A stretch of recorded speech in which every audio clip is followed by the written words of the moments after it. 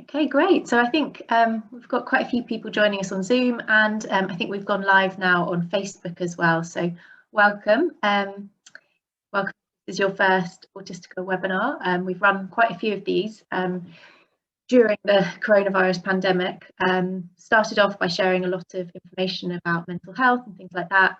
And then we've kind of broadened out, and this is quite a nice, hopeful webinar, hopefully, looking towards a future that is more autism friendly. So for those of you that don't know me and don't know Autistica, I am Rebecca. I'm head of communications at Autistica, and Autistica is the UK's autism research charity. And we exist to ensure that every autistic person lives a long, healthy and happy life. So as part of that, we fund research, and we also shape policy to ensure that that research makes a real difference to autistic people's lives and their families too.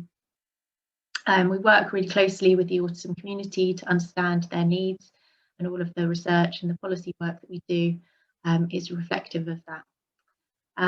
So a big part of our work is sharing the latest research and sharing what's going on in the world to improve the lives of autistic people, and that's what our webinars are all about.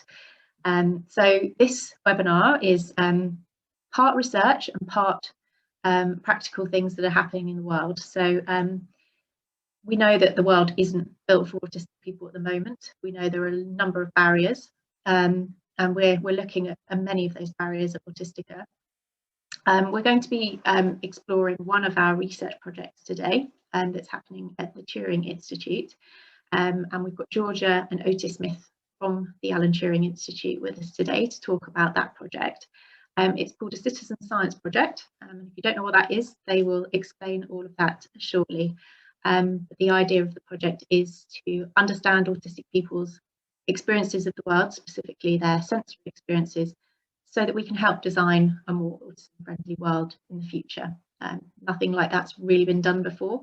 I think we have a bit of an idea about what an autism-friendly world looks like, but I think gathering experiences in real time could be a really interesting way of doing that. But we've got two different approaches here today. We've also got Adam Harris, and he's going to be going first. He's the CEO of Irish autism charity As I Am. They've already started making progress towards an autism-friendly world, starting with a town called Clonakilty in West Cork, the first autism-friendly town. So a really ambitious project, and really looking forward to Adam speaking with us. But just to let you know about the format today, so we're starting off with Adam, and then we're going to be moving on to Georgia and Otis. They're both going to speak for about 15 minutes, and then we're going to have an audience Q&A. So you'll see a button, a Q&A button on your screen, and you can submit a question there. We might not be able to cover all of the questions, but we'll be leaving them to the end, and we'll do what we can to answer them for you. But yeah, I will move on straight away to Adam. I'll stop sharing my screen now and let you take it. Thank you so much, Rebecca. And I want to say a huge thank you to Autistica for inviting us here this evening. We love the work that you do, and I've had the privilege in particular here in Ireland of working with our compatriot cashews on many of the projects that we're proud to be involved with here in Ireland. So I'm just going to share my screen, if that is okay, and just play from the start. So my name is Adam Harris, and I'm the founder and CEO of As I Am. As I Am is Ireland's national autism charity, and we're 7 years old. There's a team of 14 of us in the organisation. And one of the things that I think really enhances everything that we do is that half of us on the team are on the autism spectrum as well. And that informs every aspect of our work. Today, I'm going to just give you a brief overview of what As I Am is and what our goal is, and then focusing really on one particular project that we have, which is working with the community of Clonakilty to bring about Ireland's first autism-friendly town. And I want to talk to you a little bit about our thinking behind this project, what it's been like on the ground, and where we're hoping to bring it over the coming years. So as I mentioned, As I Am is 7 years old. I actually set up the charity based on my own experiences growing up on the autism spectrum. And we do two pieces of work. We have a community support team that does a lot of the activity that you probably associate with charities. So we deal with a large volume of correspondence from the autism community every month, and we make representations, we make queries, we provide support and guidance, we run support events similar to this, we conduct research, we lobby the government, all of that sort of traditional activity.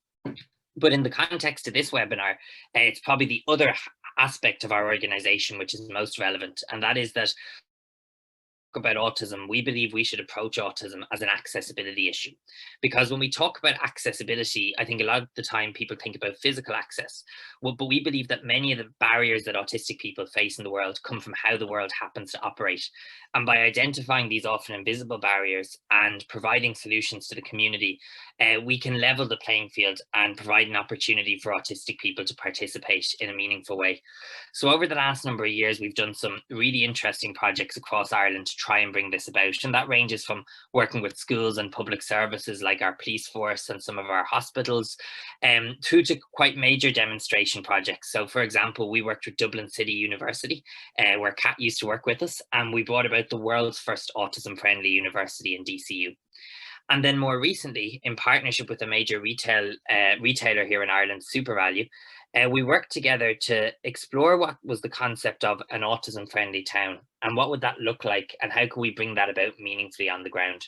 So our approach in As I Am is very much to work and partner with thought leaders in different sectors and industries to bring about positive change. So bringing together the autistic voice with wider society to create solutions that work and include everybody. And we think this is really important for a few reasons. I mentioned that accessibility in autism isn't widely understood, and we see that in so many ways, from how autism is discussed and talked about, which is still too often in a very medical way, through to very practically how things work. And a great example that I often see of that even is new infrastructure. So for example, new school buildings, and how while we seem to be moving forward sometimes in terms of accessibility, even now the buildings we're creating, these services that are being operated, aren't operating in an autism-friendly way. And to try and break this down and create a framework in which we could work, we talk about accessibility in autism and As I Am in 4 key areas. So communication, how do we give, get and understand information? Predictability and control, a person's sense of what's going to happen next and knowing how they can respond to that in the scenario. Sensory processing, how the physical environment influences a person. And then finally, the judgment and attitude of other people. And that judgment and attitude piece very much is often the strongest barrier we see. And it's what creates the stigma that leads to the isolation so many people experience in the community. And if you look at these accessibility barriers and you look at some of the common challenges people on this webinar will be familiar with, we know about the relationship between autism and bullying. Well over half of autistic young people here in Ireland experience bullying during their time in school. A very large volume of the emails that we receive in our organization are about people, young and old, who feel isolated, who want to make friends, who want to be involved in their community, but haven't been able to find a way to bring that about. We know that 8 in 10 autistic people experience mental health difficulties over the course of their lives. We know here in Ireland that 85% of autistic people are either underemployed or unemployed, and I know you have very similar numbers in that regard in the UK. And sadly, we know from European research that there's a suggestion that autistic people are living shorter lives. And why I think all this is important is for many of those factors, that's not something to do with an autism diagnosis. It's to do with how society is responding to people who think differently. So we believe by making the world more accessible, we can remove some of these really central barriers that autistic people face in day-to-day life. And I suppose here's how we've brought that to life in just one project that we're involved in. So As I Am, about 3 years ago, embarked on a partnership with SuperValu, and SuperValu is probably one of our main supermarket chains here in Ireland. And they introduced autism-friendly shopping in their stores. So they picked a time each week in which they would reduce the lighting in store, in which they would turn off the background music, try and keep things as calm as possible, and just try and make the shopping experience a little bit more supportive. That operated in over 50 of their stores across Ireland, and the effect was transformative because not only did it support autistic people to feel safer and happier and have a more enjoyable shopping experience, it actually had a much broader implication in the community. People who used hearing aids spoke about the positivity, people who suffered from migraine, people who have dementia, people who English wasn't their first language, for example. The application of autism-friendly shopping was much, much broader than just the autism community. And they became really interested working with us of how could they bring that learning from their store out into the wider community. And at the same time, they began to support our work in terms of the work we do directly supporting the autism community. And it was around that time that they set us the challenge of what would an autism-friendly town in Ireland look like? What would that involve and how we could bring it about? And I guess what is autism friendly and defining that is a concept that we come up against in As I Am all of the time, because certainly a trend we've seen in recent years is there seems to be more openness to autism than ever before, and there seems to be a great interest in being autism friendly, and it seems that there's new initiatives launched all of that time in a wide variety of settings talking about being autism friendly. And that's a positive thing, and that's something we can really harness to the benefit of the autism community. But of course, we're always dealing with the risk that these things can become a buzzword. And we need to make sure that when autistic people and their families see that something is autism friendly, that we know what that means, that it's a quality assurance mark, that we know what to expect by that, and that there's a transparency both for the visitor and also for the person who's claiming to be autism friendly. What do they mean by that? What commitment are they making? Because of course, we believe that being autism friendly should be a journey, not a destination. And our understanding of that is going to change and evolve all of the time. So we began to think really carefully about what did autism friendly look like. And it's something we'd already done, for example, in a university setting. It's something that we've worked in partnership with other public services. And, you know, we all know the pockets of best practice that we see in our community. You know, we've seen libraries doing autism friendly initiatives. I spoke already about autism friendly shopping times. We know about public education talks. We know about providing visual guides, for example, for visiting an airport or another public service. We're seeing an increasing number of sensory gardens open up around Ireland. But what did all that mean? So where do you move beyond saying what one service is doing is inclusive and accessible towards saying at a systems level, this town is actually making a difference for autistic people? So that's a challenging thing to define, and we had to create a framework to bring that about. So the first step, I suppose, was if we believed this was a challenge that we could take on, was we had to decide what community we would come to. And for us, it seemed like a no-brainer to pick the town of Clonakilty. It's a small town of about 4,000 people, but it has an incredibly strong community spirit. I think something we do pride ourselves on in Ireland is strong communities. And we felt that this would be a great asset to really harness for towns in bringing about this project. As well as that, it was Scally's SuperValu in Clonakilty that ran the first autism-friendly shopping times anywhere in Ireland, and actually brought the whole SuperValu brand on board with the initiative when just one customer approached them with the idea and they brought it to life. So it seemed to make sense to go back to this community and try and bring the initiative to the next level. The next thing we wanted to look at were what would be key elements that we would have to bring about where it would stretch a town and challenge a town, but at the same time it would be achievable and would make a meaningful difference for the autism community. So we began to look at different concepts that would be important in developing a framework for an autism-friendly town. And I should say at this stage, we looked at other towns around the world that had done autism-friendly town initiatives or had alleged to be autism-friendly. And one of the key things we wanted to make sure was we wanted to define what this meant, that it shouldn't just simply be a statement of intent, we want to do better, or we want to include autistic people. But as I said, it should transparently say, this is what we mean by that. This is how we're doing it. This is how we're going to improve. So the first thing we began to do was create a town inventory of Clonakilty. What makes up the town? How many sporting clubs are there? How many businesses are there? How many community groups are there? And really putting numbers to that and how the community worked. In everything that we do, it's so important that autistic people are directly involved. There's nobody who knows more about what Clonakilty does well already and what the town could do more for the autism community than autistic people living in the town. And I can see on the list that there's some members of the Clonakilty Autism Friendly Town Committee here this evening. So a big hello and welcome to you. And that autistic voice has been so important in terms of making sure that everything we do is informed by the lived experience of autistic people. The next thing we wanted to do was, too often I think in the autism community, we talk in silos, or we talk to ourselves. So bringing together, using SuperValue as a community leader to bring together different stakeholders in the town, the people who run the different key community organizations, so that we were truly mainstreaming autism into the discussion of the town. And then we began to look at, you'll never in a town get every organization to sign up immediately. These things take time. So what percentages would we need to sign up? And what would these organizations actually have to do? And we were very cognizant, we have very detailed accreditations, as I mentioned, in schools and universities. So we wanted to be mindful in terms of realizing that the sum of the parts in a town might mean that people could make an initial commitment, but that the multiple of that commitment would make a significant impact. So we developed the concept of an autism champion. So someone who, a business, a community group, an organization in the town that signed up and made a couple of tangible commitments. And what we said was that those businesses would have to be assistance dog friendly. They would have to undertake training at a level 1 in terms of, when I meet an autistic person, what are the things I should do? Why do I need to make certain accommodations to make the experience easier for autistic people? They would have to let us conduct a sensory audit and implement one change on the back of that audit. It might be putting in a quiet space. It might be running a quiet time. It might be, for example, providing certain tools in the store or in the environment, particularly if it was very small, to allow the person to manage their experience for themselves.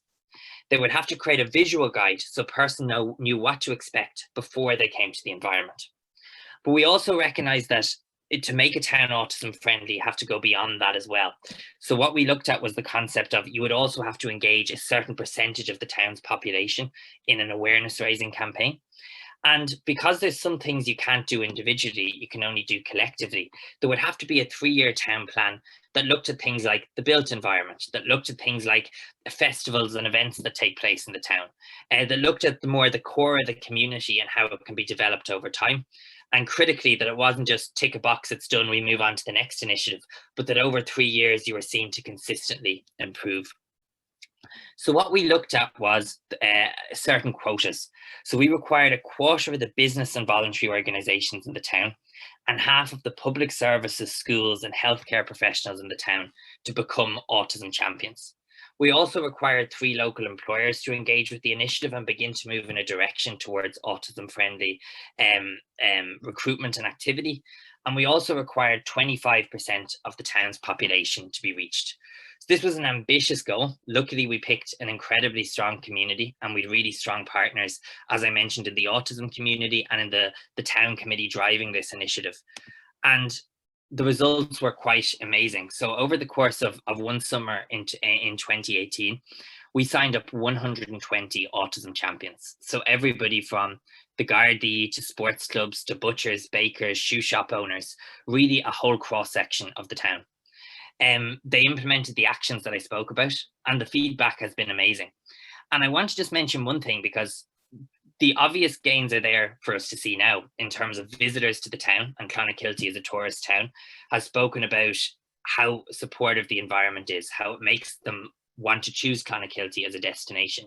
People living in the town have been able to benefit from all these supports on offer. However, there's even more important longitudinal impact, because what we're looking at is, over time, what does it mean for a young person to, instead of growing up in a community that says, you're wrong and you need to be fixed, that the community says, we need to do better. We want to work with you. You're a fundamental and important part of our community. And it's that message that we think is important, even beyond the accommodations and changes that have been made. The committee now has an amazing annual program of activities that includes an annual week of training, that includes constant improvements in terms of things like how its events work, creating quiet spaces at events and festivals and activities that take place in the town. A permanent sensory garden has been installed in the community. And we also organise an annual lecture in the town, where we bring people to the community to see what's happening there and to learn more about autism. So we've actually had Alan Gardner, the autistic gardener, and this year Jennifer Cook O'Toole there to share their experiences. But it is a journey, not a destination. And this year the town has been working hard to look at how it can adapt its practices to reflect the new realities of COVID-19. And one of the most exciting things that has been achieved so far is we've been able to package what we achieved on the ground in Clonakilty and we're now bringing it to 8 other communities across Ireland.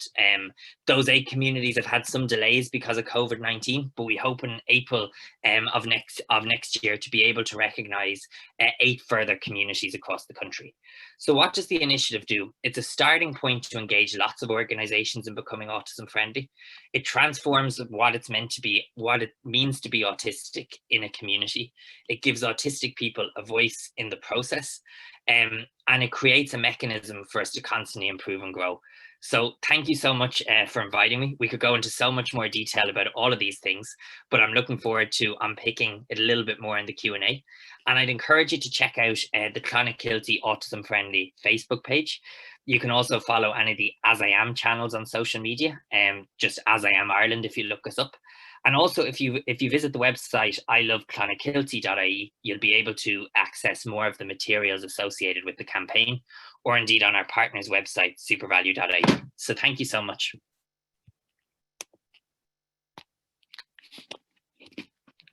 Thank you so much for that, Adam.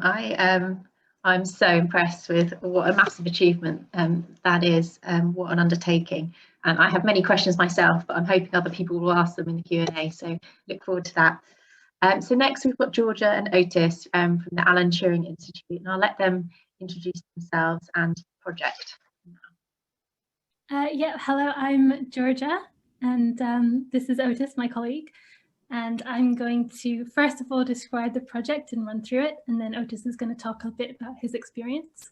But he's been really instrumental in a lot of the things I'm going to describe. I also wanted to say thank you so much for that presentation, Adam. That sounds really, really exciting. And there's a huge amount of overlap I can already see between the work that you've been doing and the work that we're doing. So it's really wonderful to meet someone who's value aligned and doing really brilliant, exciting stuff. So I'm going to share my screen and start telling you about the project. Can you all see this okay? Yeah, that's showing up nicely, thanks. Fab, okay. Yeah, so myself and Otis are both from the Alan Turing Institute, and we're working on co-creating a citizen science platform, which I will tell you about more in greater depth later on. And so just to give you a little bit of a sense of how this collaboration came about and what the Alan Turing Institute is to begin. So the Alan Turing Institute is the National Institute for Data Science and Artificial Intelligence. It specializes in looking at AI and data, but it also combines lots of different universities, organizations, NGOs, government departments. So it's a really huge range of different people from diverse backgrounds who are involved, which makes it quite an exciting place to work. And we are named after Alan Turing, who I'm sure many of you will have heard of. He was most famous perhaps for helping to decode the German Enigma code during World War II, along with the Turing test and incredible mathematics and many other things. So I'm quite proud of working for the Turing for lots of reasons. So to give you some background to this project, this graph here shows some of the community needs compared to the funding for research into autism. And you can see that there are different kinds of research into autism, and that there's a particularly steep rise in this question about how can we understand the biology of autism. And meanwhile, there's decreasing funding for screening and service provision. And actually, those are the things that when they're asked, autistic people say, for the most part, they're most interested in as a group. So it seems like there's this huge mismatch between what actually gets funding, unfortunately, and what many autistic people say matters to them most. So back in 2016, Autistica ran this very extensive priority setting exercise to find out what were the most pressing concerns for autism research and what did we need to answer. And this involved over 1,000 people, including autistic people, their families, and some researchers as well. And question number 5 was this, which is around what are the best environments for autistic people to flourish? And another one of the questions is to do with sensory processing, and those two things really affect one another. So it's estimated that 9 out of 10 people who are autistic experience sensory processing differences compared to non-autistic people. But it's actually a diagnostic criterion of autism as well. And there's lots of things that this can lead to. So for example, finding lights brighter, sounds louder, any number of sensory differences. Good things as well. So that I have had one autistic volunteer who was describing how wonderful they find the scent of flowers. Like in particular, they find it very vibrant and beautiful. So it can be positive, but it can also lead to challenges in a world which isn't designed for autistic people. And so this is where I really see a huge fit with what Adam was describing in terms of we can think of spaces as being the main problem for autistic people. It's not that they have some inherent issue that means they can't navigate the world. It's that the world is sometimes designed without autistic people in mind. And different kinds of environment would suit autistic people better than the ones that currently exist. So there's lots of research that's been done into this in the lab. But what we really need to address this question is real world research. And how does this affect autistic people in their daily lives? So I'm going to talk about the goals of the project next. I'm going to be using quotations throughout this, this little introduction to the project. These are all quotations that come from autistic people and the families of autistic people that we've worked directly with in producing the research already. So this is the parent of an autistic person who is noticing that there are lots of things in common, but you don't necessarily get to know what those things are. So our first goal is to share autistic people's stories and adaptive techniques with others who have similar experiences.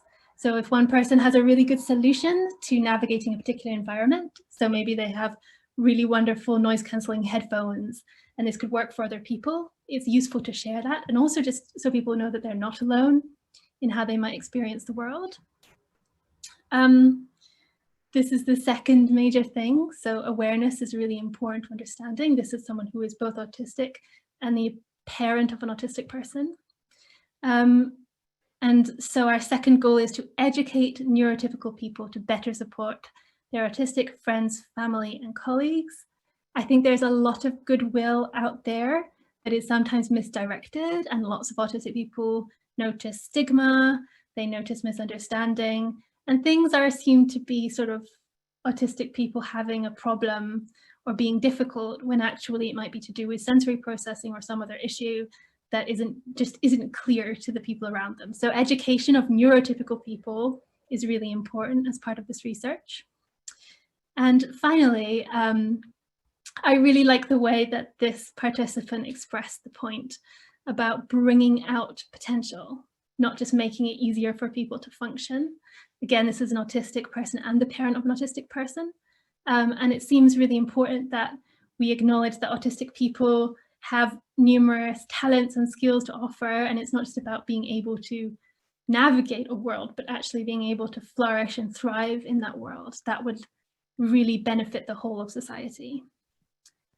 So this is all about advising organizations on how they can design and adapt spaces to improve autistic people's lives. Basically, we need to connect together enough stories of autistic people's experiences in different environments with their sensory processing differences to understand what are the things that we could change to make it better. One of the really unusual things about this project, and one of the things that I'm really excited to be a part of it because of, is this very unique approach, which is combining 3 different kinds of methods, basically to maximize impact and inclusion. So I'm going to very quickly go through the approach of all of these. And the first one is participatory research. As you can see, I think this image shows how they can all build upon one another. So citizen science can scale up participatory research, and open source development, which I'll talk about later, can allow us to reach an even broader community. So participatory research is basically empowering the relevant communities throughout the research process. So obviously autistic people should be involved in research about autism because they have lived experience. Who better to ask than an autistic person what it's like to be autistic? They are basically the unassailable experts of their own experience. They're also experts in other things, like lots of the people that I've worked with who have been totally instrumental to this project have brought a whole range of their own talents. So these are all autistic people who have done amazing things with legal advice, strategy, co-authorship, co-presenting, as Otis is doing today. So part of the participatory engagement is really utilizing people's unique talents and giving them a platform for that. Here is just a very, I'm not going to go into much detail, but here are all of the different skills that we need to really make this project a success. And we are a core research team of 2. So you can see how participatory science and involving the community is really essential. And actually, we've had an amazing response in so many of these areas with people coming forward with their unique talents. So again, this is more than consulting. Autistic people should be in positions of decision making and direction setting. So here is where we get to citizen science. So this is about engaging people who are not professional scientists in scientific research at scale. And this is again a quote I really like, another person who is both autistic and a parent of an autistic person, saying that it's not just expert advice. Everyone has an experience that they can bring to bear on a problem. And actually a problem like how do we resolve some of the difficulties autistic people may have navigating a world that wasn't built for them in mind involves bringing a huge number of stories and perspectives together. This is kind of trying to visualize how participatory science and citizen science can work together. So citizen science can be more or less empowering depending on how it's done. A lot of it is based around just people collecting data or processing data via kind of gamified version, where they're having fun, they're contributing to science, and it's wonderful, but they're not necessarily engaged in the science itself, and it's not conducive to understanding or upskilling. So our ideal for this project is that by being involved, citizen scientists can also learn new skills, but also really understand the science that they take part in. So just to reiterate, citizen science, this is where we include people who are not professional scientists, but may be able to contribute something to the research process. And we are trying to bring that to bear to answer this question, which environments lead to the best outcomes for autistic people? To do that, we need a whole range of people's thoughts and views across time and across space, diverse populations with real world experiences, taking it out of the lab. So citizen science is, I think, the appropriate way to approach what is actually quite a difficult question to answer using more conventional scientific methods. The platform that we're building, therefore, is a way for people who are not professional scientists to contribute to the scientific project. So at the moment, we're in the co-creation stage, building it with autistic people. And then once it's launched, it can be used by many different people to share their experiences. Here's a little diagram of how the platform will work. So you sign up, you create a profile, and you share a story about navigating a different environment or having some kind of sensory processing and how that's impacted your experience. So for example, you could say, I avoid commuting rush because I find it too loud and overwhelming. Or you could say, during COVID, I've been quite isolated. I find it difficult to go out to the shops because I don't find like the way of navigating to shops particularly easy. It's not well directed. So once you've shared your story, you have agency over the data. So basically you as an individual control who your story gets shared with. You can share it for research, and you can also withdraw consent really easily. So if you change your mind, you can have it removed from the data set. or you can publish it, in which case it can be shared with other people who can benefit from your story, who may have similar experiences to which you might have strategies or solutions. You can do both, or you can do neither and just have it there for yourself to understand some of your own experiences better. So then it would operate kind of like a journal or record of your own experiences. So finally, open source. I'm going to go through this very quickly. Basically, open source is a way of doing research, particularly developing technical solutions, where everything is done transparently out in the open. So you kind of show you're working. Instead of doing everything and then releasing it at the end, you show everything as you go along. So here are some examples of the things we release: all our source code, documentation, design, and all of this is available under a permissive open license, so people can reuse it, contribute to it, modify it without having to ask permission. This is really great because it means that the research can have broader applications than just what we're doing with it. So it can be used to benefit the scientific community more broadly, maybe other neurodiverse populations. There's just so many brilliant things about open source. To give you some examples, you can do project management in the same place where you hold code. And here is just a little nice example of someone who just came in from the open source community and was able to fix something that none of us could fix. And it was just really, really wonderful to be able to have that support. It's amazing how many people do join and contribute just voluntarily. It's also really good because I've been able to work with autistic people using GitHub, and here are a couple of examples of that where there's been this really impressive sort of work done by autistic people, turning what can sometimes be my quite verbose, hard to follow paragraphs into beautiful, neat diagrams and color-coded flow. So this is something where I think it's really kind of the particular talents that autistic people can bring, which was really, really useful here. And of course, you just reach a broader community. So here is just a sum of the people who have joined us from the open source community to help develop the platform, to design the code, to bug check, to offer ideas, all kinds of things. So thank you very much to all of these people.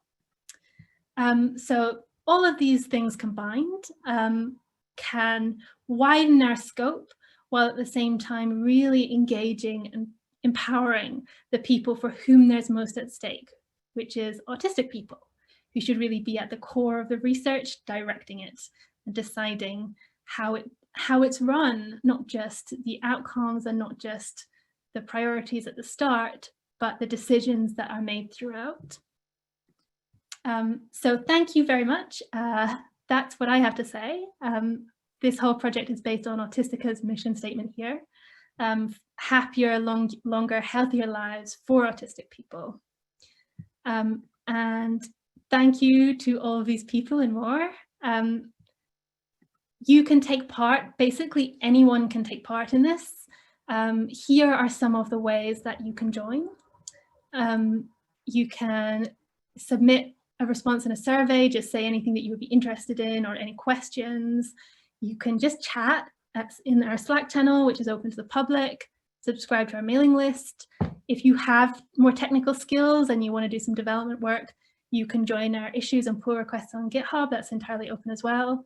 Or you can just email me if you would like to take part or you're curious about any of these routes, and I can offer support. So I'm going to stop sharing now and pass over to Otis, who's going to talk a little bit about his experience of being involved in the Citizen Science Project. Thank you.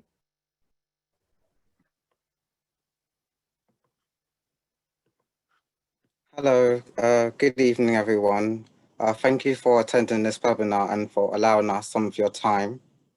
Hello, my name is Otis Smith. I'm part of the Citizen Science Project. I'm one of many contributors involved in the project. Since becoming involved with the project, I have learned so much things, as well as taking a lot of insight and in-depth information and knowledge.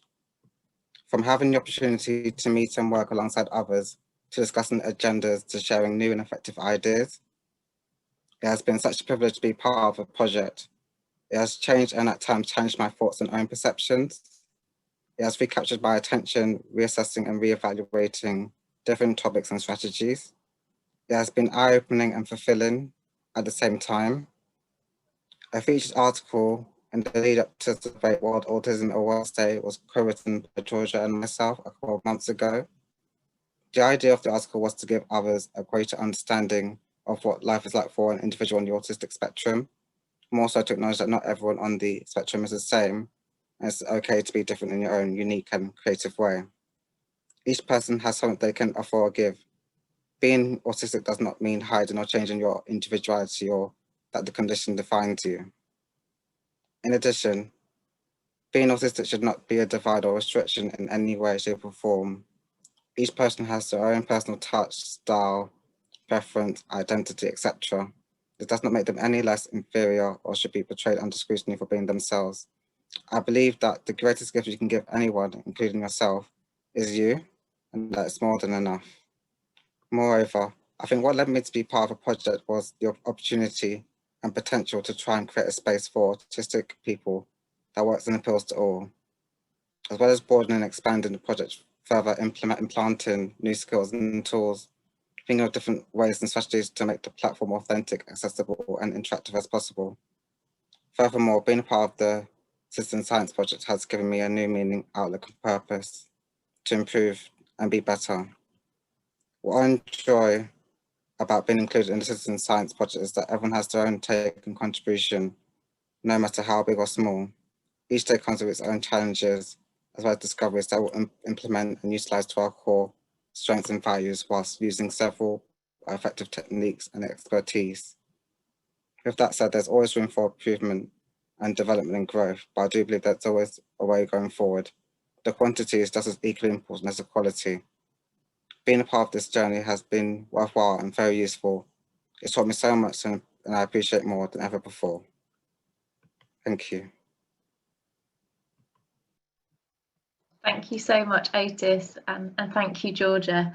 I just want to kind of fast forward and see what the platform looks like. I'm very impatient, but yeah, it sounds like, you know, all of our speakers today have been talking about a journey. You know, we're not going to create an autism-friendly world overnight, but we're on a journey there, and there's different ways of going about that. So if all of our panelists would like to turn on their cameras, we've got a few questions coming through. The first one I think I can put to all of you actually. We've got some that are specifically for certain speakers, but for all of you, I'd love to know how you involved and included different autistic people with maybe different needs and preferences. So I'll let you kind of put your hand up and respond.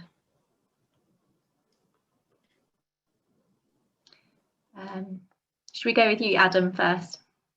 Yeah, I think it's constantly a challenge. How can we reach more people and ensure that everything we're doing is giving people a voice, I suppose, in the broadest possible sense. So within the Clonakilty project, I think we've tried that in a few different ways. One has been through directly dealing with autistic people, and the other has been trying to, where there's a person who's unable to advocate for themselves, involving parent voice as well in that process. And then more generally in what we do, it's about trying to provide a number of modes and means for a person to input their views and experiences. So, you know, one person mightn't be comfortable going to a public meeting. Is there an opportunity to complete a survey?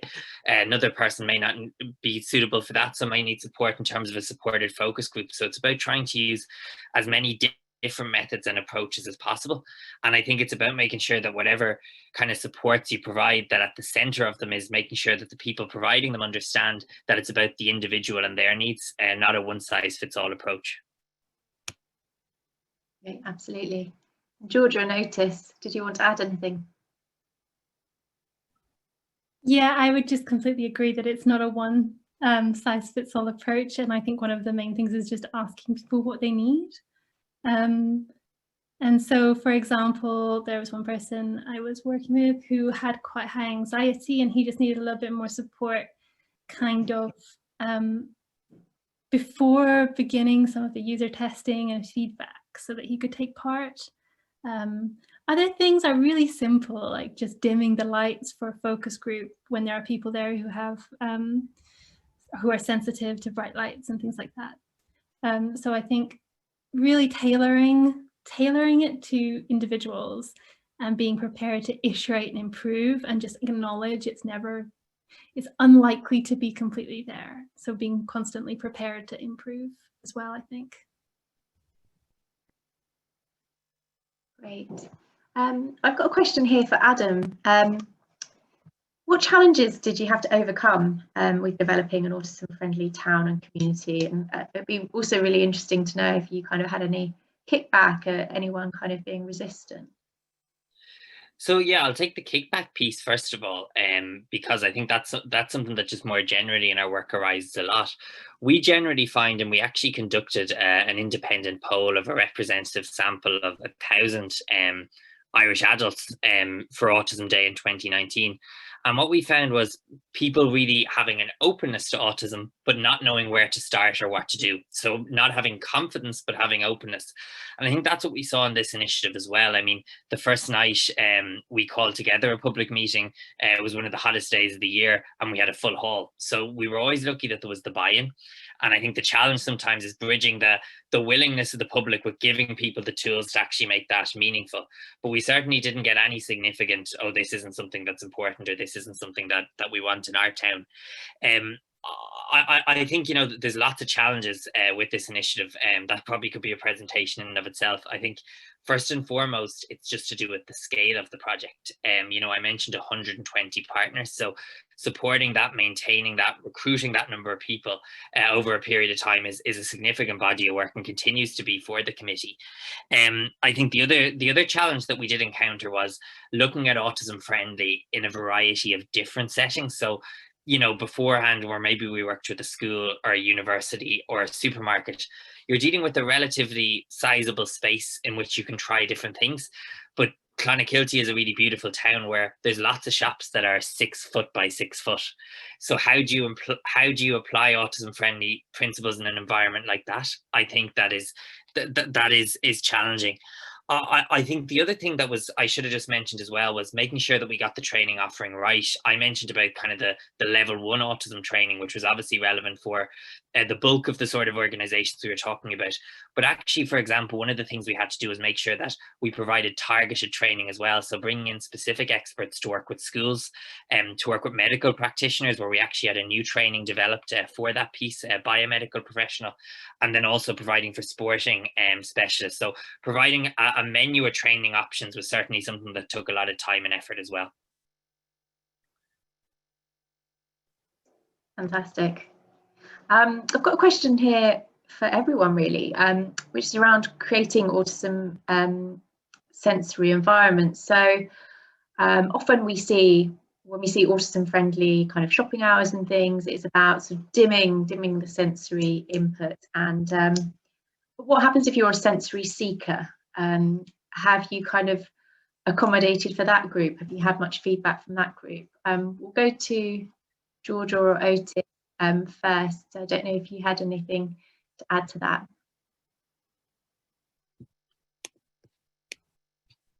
So, yeah, lots of feedback has been around the positive aspects of sensory processing differences. So people really loving the smell of food cooking and just basically having this very rich sensory world that many neurotypical people don't get to experience, which is a real benefit of autism. So I think this is one of the reasons why it's so important to have a large number of responses that are quite rich, sort of rich responses rather than just kind of narrow data points, because then you can kind of understand the nuance of sensory processing differences in the autistic population, as well as some of the common themes. I'm going to put you on the spot now and ask you what you mean by large set. How many autistic people or family members do you kind of see that you'd need to be able to get that kind of data set? So I think so far from the focus groups in total, we've probably had around 50 people. And just from that, I think it's beginning to get a sense of the variety of experiences. So there's just a huge amount of nuance there. And I think one of the main things that allows that nuance to come to the forefront is people being able to express themselves in their own way and describe in some detail how they experience the world, rather than that being directed in a lab type context. So that's already bigger than I think most lab-based experiments. But the wonderful thing about Citizen Science Platform is it's scalable. It can expand with more people. It can grow over time, and it can build on sort of the initial starting point. So I think we would imagine to end up with a much larger data set than that. Fantastic. I've got a question here specifically for Adam. Someone saying they love the concept of autism-friendly shopping. And they'd love to know a few more examples of practical initiatives like that that make a town more inclusive for autistic people. Yeah, okay. So obviously autism-friendly shopping is one example. Another piece of work that we would have done would have been with the police force. So we actually developed visual guides to help a person know how they could report, how they could first of all go to get a routine form stamped, but also to actually prepare for maybe if they had to give a statement or report a crime in the future. We worked with the Cara Centre for Inclusive Sport, which is a UNESCO chair based in the south of Ireland that has a specific programme around training in autism. And that was actually one of the really positive things that I think we brought to the initiative, was getting the sporting community involved. Clonakilty is very much a sports town, and it's very much a town that has a commitment to the Gaelic Athletic Association, the GAA, which is really the backbone of many communities. So we had all the coaches in the various different sports clubs trained to actually give differentiated coaching to autistic young people, but also looking at how spectators in the environments would be able to enjoy the game. So in both, we installed specific quiet spaces, so you could be part of the occasion of the game, but you could also still get away if things became overwhelming or stressful. And they're just, I mean, some examples. A big focus as well would be on preparation materials. If you're interested in the autism-friendly shopping in particular, if you go on the SuperValue website, we've done some very interesting things. So for example, some of the noises in store that may be distressing, that are challenging to remove, we've recorded those sounds and we've placed them on the website so people can prepare before they go. We've developed a sensory map, which is something we also did as part of the town's initiative, so people are able to navigate their way around store, avoiding certain sensory areas. So there's a whole range of activities. One of the things as well that as I mentioned was healthcare, because obviously there's very specific barriers in that regard, and it was starting a conversation among the medical community in that regard.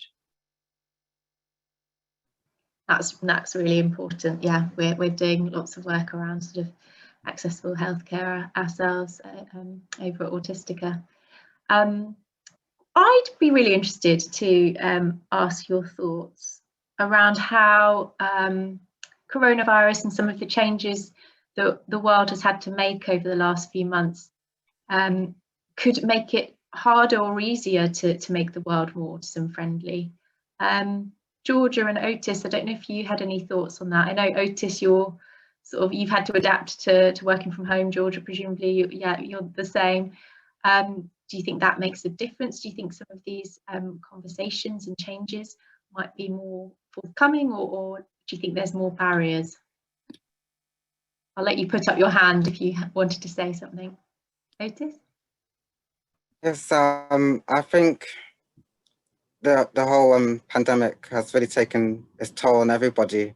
But I guess for those specifically in the autistic spectrum, it's really become apparent how challenging it can be, especially when the routine or the structure may be different or altered or adjusted in some way. So some of that is taken away.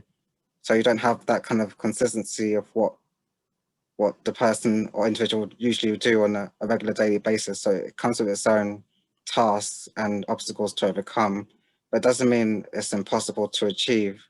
I think if we can implement and think outside the box, a lot more can be achieved with a good way of thinking, and thinking really not about what you think you want, but what the person really wants to hear from their side, or to see it in a different angle.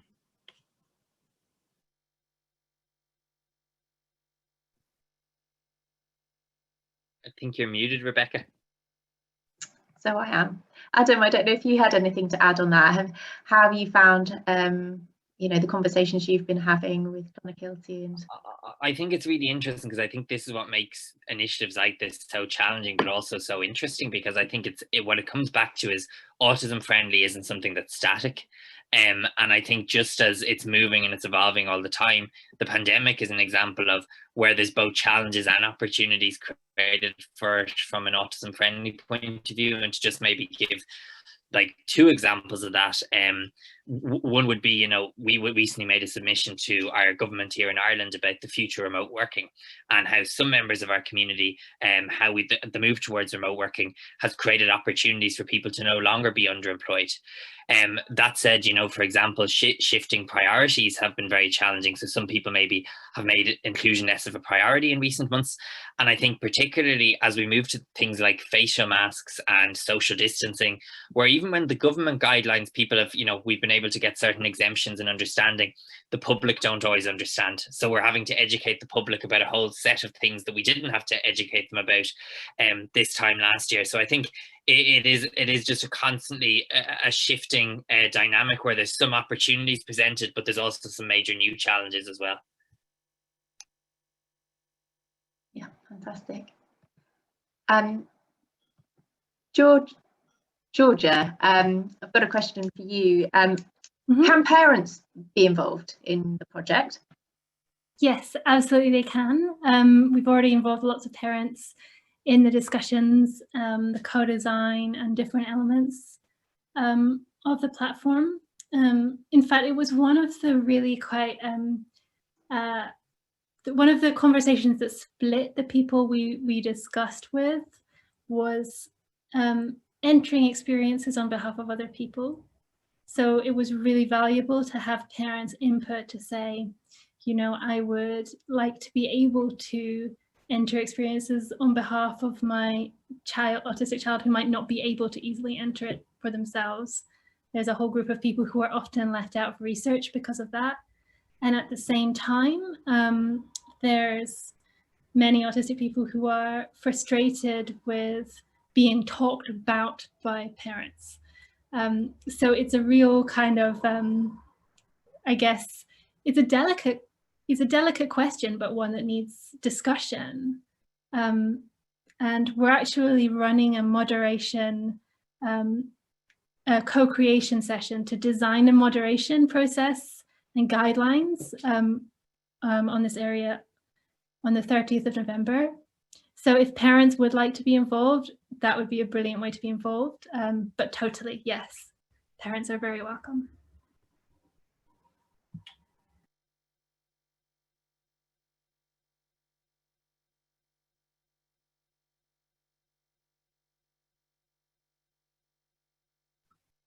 Rebecca, I think you've frozen.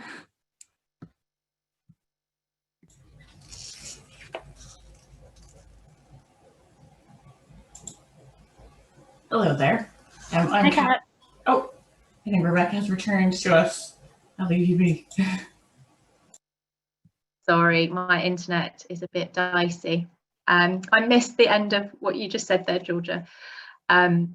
I did have one final question that I think we can squeeze in before we close, and I'll put it to Adam.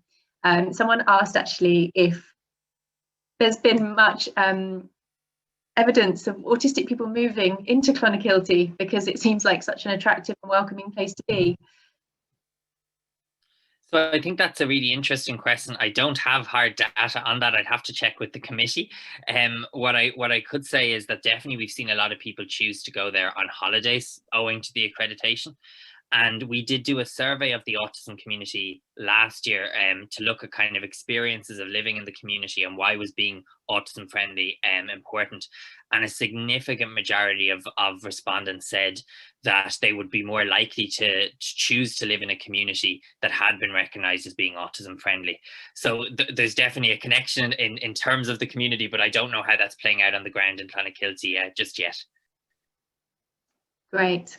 Right, well, we're hitting 7 o'clock and time has flown. All of those projects just are so interesting, and I think we could talk about them for hours. Sorry, we haven't been able to cover all of the questions. I've got reams here that I've not been able to reach. But you can find out more about all of those projects. There's various links in the chat.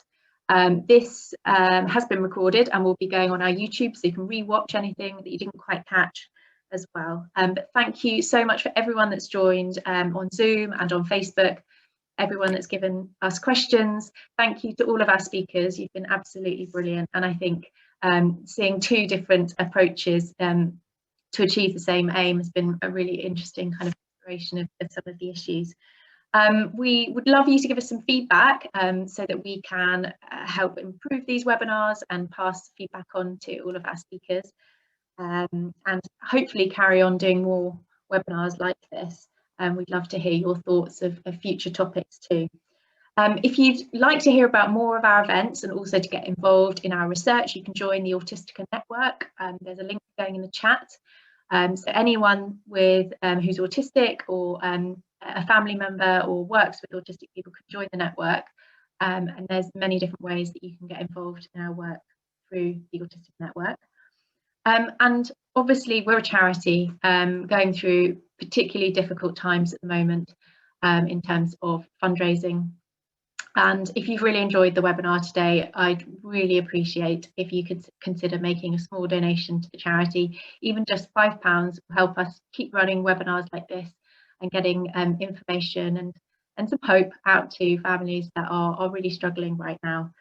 Again, there's a link in the chat to that. But just want to say thank you so much, everyone joining. It's really nice to cover such a hopeful topic. I think there's lots going on to make the world more autism friendly, and really excited to kind of hear about the progress of these projects, and maybe we can revisit the topic in a year or so's time and see where we've got to with everything in the world. I'm sure it'll be a slightly different world in a year's time. So lovely to chat, and have a good evening. Thank you. Good night, everyone. Thank you. Thanks, everyone.